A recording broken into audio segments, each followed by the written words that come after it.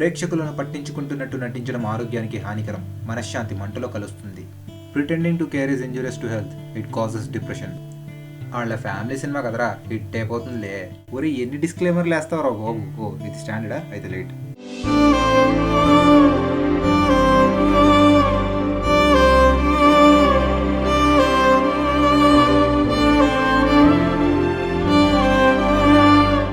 ఈ సినిమాలో హీరోయిన్ నిహారిక గురించి చెప్పాలంటే, సినిమా 2.5 గంటలైతే అందులో 2 గంటలు స్క్రీన్ మీద తనే ఉంటుంది. యాక్టింగ్ వచ్చినా చేయదు, నవ్వు వచ్చినా నవ్వదు, ఏడుపు వచ్చినా ఏడవదు, రియాక్ట్ అవ్వాలనుకున్నా రియాక్ట్ అవ్వదు. దీన్ని రిజర్వ్డ్ యాక్టింగ్ అనాలో లేదో నాకు తెలియదు, ఎందుకంటే రిజర్వ్డ్ యాక్టింగ్ లో కూడా యాక్టింగ్ అనే పదం ఉంది కాబట్టి. నిహారిక అసలు ఏం చేసిందా అనే విషయానికి కరెక్ట్ పదం దొరకట్లేదు. సో కొన్ని లెవెల్స్ ఆఫ్ పర్ఫార్మెన్స్ మీకు చూపిస్తాను. ఆ లెవెల్స్ లో నిహారిక ఎక్కడుందో మీకే అర్థమైపోతుంది. ఏంటమ్మాయి అసలు నువ్వేం చేస్తున్నావు, నీకు అర్థమవుతుందా? పిచ్చెక్కిపోతుంది నాకు, అలా ఎలా మాట్లాడుతున్నావు నువ్వు? ఇది ఓవర్ యాక్షన్.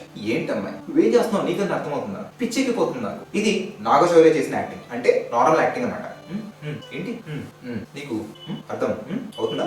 ఇది రిజర్వ్డ్ యాక్టింగ్. అదే మనోళ్ళు అంటూ ఉంటారే పాష్ గా మెథడ్ యాక్టింగ్ అని. ఏంటమ్మాయి నువ్వేమనుకుంటున్నావు నీ గురించి? పిచ్చికైపోతుంది తెలుసా నాకు, అసలు ఏం చేస్తున్నావు నువ్వు? ఇది ఓంకార్ జీనియస్ అనే సినిమా తీసాడు కదా, అందులో హవిష్ చేసిన యాక్టింగ్. ఏంటిది డైరెక్టర్ ఏంటమ్మా ఏంటి వాయిస్ రావట్లేదా? ఆ డబ్బింగ్ లో చెప్పుకుందాంలే, స్క్రిప్ట్ ఎక్కడ ఉంది? ఓకే, ఇది నిహారిక ఇచ్చిన పర్ఫార్మెన్స్ అన్నమాట. ఇదే పర్ఫార్మెన్స్ ని మనం 2 గంటలు ఏకధాటిగా చూస్తామన్నమాట.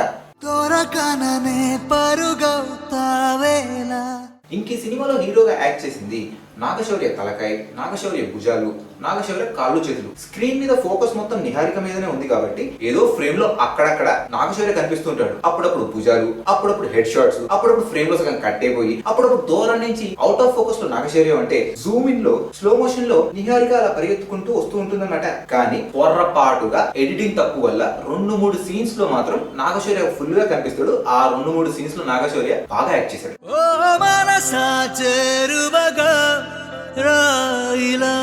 నిహారిక మదర్ గా యాక్ట్ చేసిందండి ఒక క్యారెక్టర్ ఆర్టిస్ట్. ఆవిడ పేరేంటో తెలుసుకుందామని గూగుల్లో సెర్చ్ చేస్తే ధైర్యం కూడా నాకు లేదు. థ్యాంక్ గాడ్ ఇండియాలో ఆస్కర్ అవార్డ్స్ లేవు కాబట్టి సరిపోయింది, లేకపోతే ప్రతి ఇయర్ ప్రతి అవార్డు ప్రతి కేటగిరీలో అన్ని ఈవిడికి వచ్చేసేమో. ఆ రేంజ్ లో తను ఇచ్చిందన్నమాట పర్ఫార్మెన్స్. యాక్టింగ్ తెలుసు, ఓవర్ యాక్టింగ్ తెలుసు. ఇది బియాండ్ యాక్టింగ్ భయ్య. ఆవిడకి అంత ఆవేశం ఏంటో నాకైతే అర్థం కాలేదు భయ్య. కానీ తను స్క్రీన్ మీద ఉన్నంతసేపు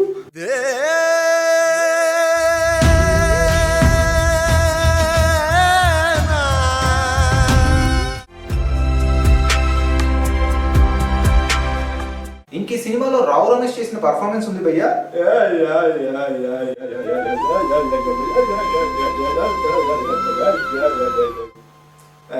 సర్ప్రైజ్ ప్యాకేజ్ మాత్రం ఆర్జే హేమంత్. తను ఈ సినిమాలో కొన్ని నెగిటివ్ షేడ్స్ చూపించాడు. అబ్బో పిచ్చెక్కిచ్చాడు అసలు యాక్టింగ్ ని.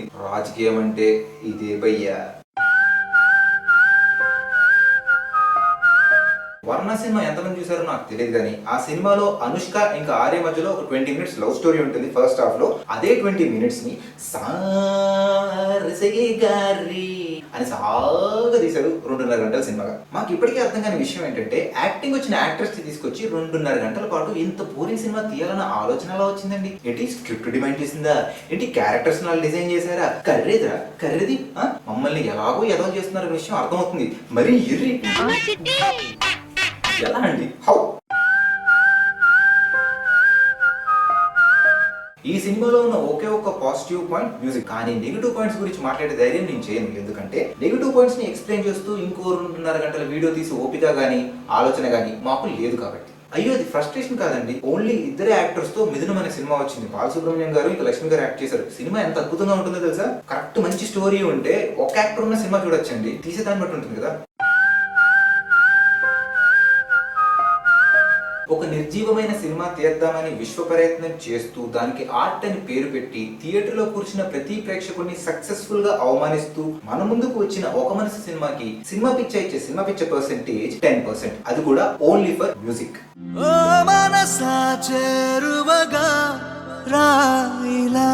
Dear Niharika, hi. మన టాలీవుడ్ ఇండస్ట్రీలో పొట్టి డ్రెస్ వేసుకుని 5 పాటలకు మాత్రమే పరిమితమయ్యే హీరోయిన్స్ తో కంపేర్ చేస్తే మీ యాక్టింగ్ చాలా బెటర్. కాకపోతే ఆ యాక్టింగ్ ఈ సినిమాలో లేదు. సో మీరు హీరోయిన్ అవ్వాలనే విషయం కొన్ని రోజులు పక్కన పెట్టేసి కంటెంట్ ఉన్న సినిమాలో ముఖ్య పాత్రలు పోషించడానికి ప్రయత్నించండి. దానికి మీకు కావాల్సిన బెస్ట్ రిఫరెన్స్ ఆల్రెడీ మీ ఫ్యామిలీలోనే ఉన్నారు, who is none other than Varun Tej. మీకు యూట్యూబ్ లో వెబ్ సిరీస్ కంటిన్యూ చేయాలని ఆలోచన ఉంటే కనుక మీకు కావాల్సింది ఒక మంచి టీం, ఒక మంచి స్టోరీ, మోస్ట్ ఇంపార్టెంట్లీ ఒక మంచి వెబ్ సిరీస్ తీయాలనే తపన. ఎందుకంటే టీవీఎఫ్ పిక్చర్స్ ఇంకా పర్మనెంట్ రూమ్మేట్స్ హిట్ అవ్వడానికి కారణం దాని వెనకాల ఉన్న టీం, డబ్బు పలుకుబడి కాదు.